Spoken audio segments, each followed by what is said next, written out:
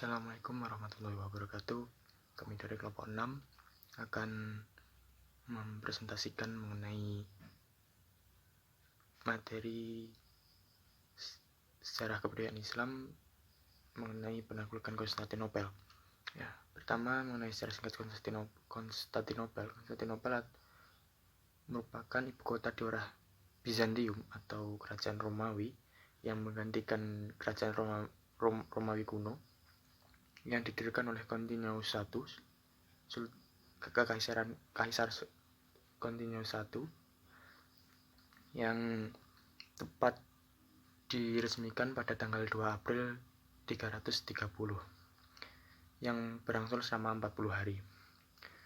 Menurut Ali Muhammad As-Salabi, kota Konstantinopel ini dikelilingi oleh 3 sisi sekaligus, yaitu Selat Bosporus, Laut Marmarah, dan Tanduk Emas yang dijaga dengan menggunakan rantai yang demikian besar. Dan di samping itu, Konstantinopel itu di daratannya juga memiliki pagar-pagar yang sangat kokoh yang terbentang dari Laut Marmarah hingga Tanduk Emas yang hanya diselingi Sungai Likus. Pagar dinding ini tingginya sekitar 60 kaki, dilengkapi dengan menara, pagar dalam, pos pemantau, dan dijaga oleh banyak pasukan. Dari segi militer, Kekaisaran Romawi ini atau Konstantinopel ini bisa dianggap merupakan negara yang cukup kuat ataupun aman dan terlindungi karena di dalamnya ada pagar-pagar pengaman, benteng-benteng yang kuat yang melindungi secara alami.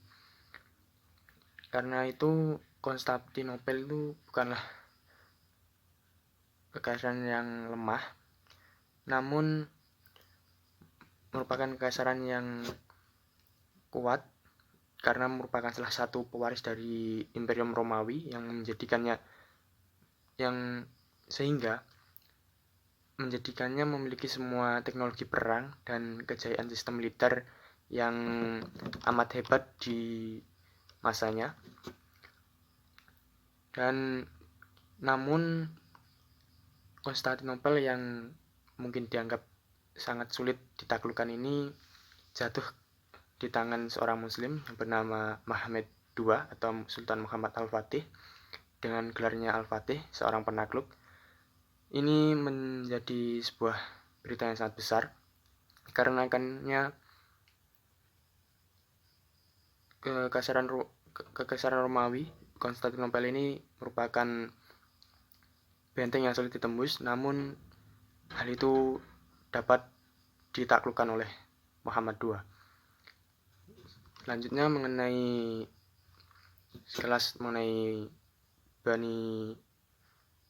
Daulah Utsmani yang merupakan bangsa yang menaklukkan Konstantinopel. Turki Utsmani didirikan oleh bangsa Turki Oghuz yang mendiami wilayah Mongol. Mereka masuk Islam sekitar abad ke-9 dan ke-10 dan mereka pindah ke wilayah Asia Tengah di bawah tekanan serangan Mongol pada abad ke-13 Masehi, sehingga dia melarikan diri dan mencari tempat pengungsian. Mereka menetap di tengah-tengah saudara-saudara mereka dari Turki Saljuk, diantaranya di dataran tinggi Asia Kecil. Dan tahun 1300 Masehi, bangsa Mongol menyerang kerajaan Saljuk dan Sultan Alauddin terbunuh. Kerajaan Saljuk Rum ini kemudian terpecah dalam beberapa kerajaan kecil. Utsmani kemudian menyatakan kemerdekaannya dan berkuasa penuh atas daratan yang didudukinya. Sejak itulah kerajaan Utsmani dinyatakan berdiri.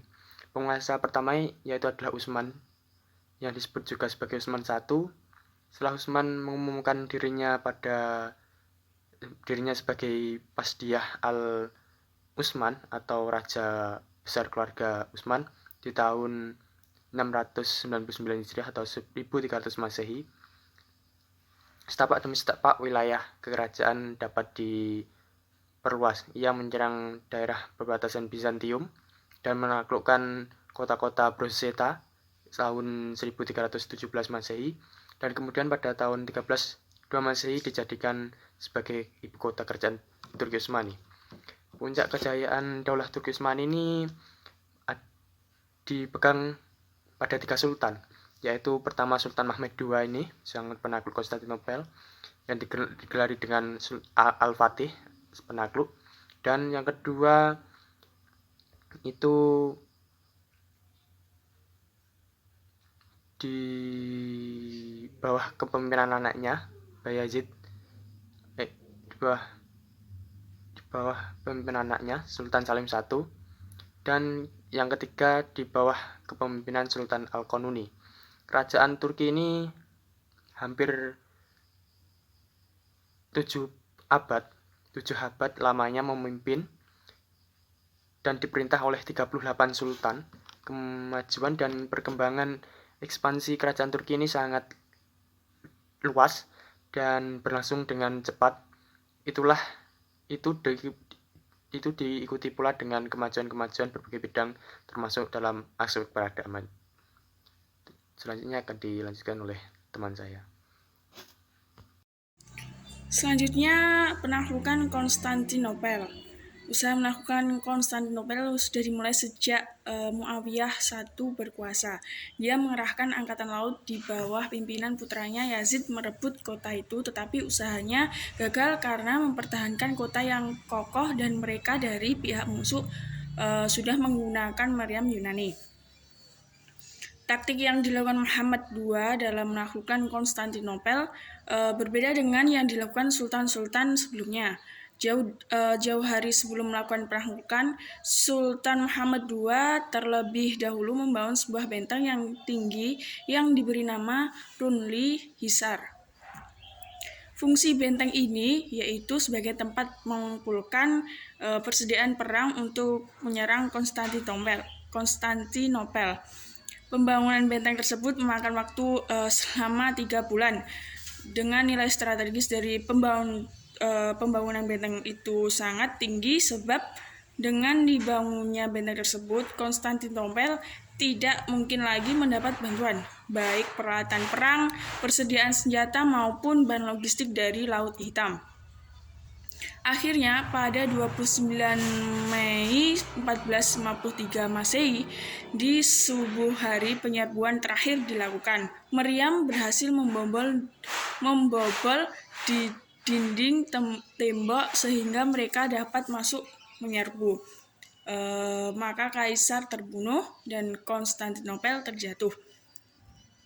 Tentara Islam menang melakukan Konstantinopel tersebut. Dengan jatuhnya Konstantinopel sebagai benteng pertahanan terkuat kerajaan Bizantium, maka akan lebih mudahlah arus ekspansi Daulah Turki Utsmani ke benua Eropa.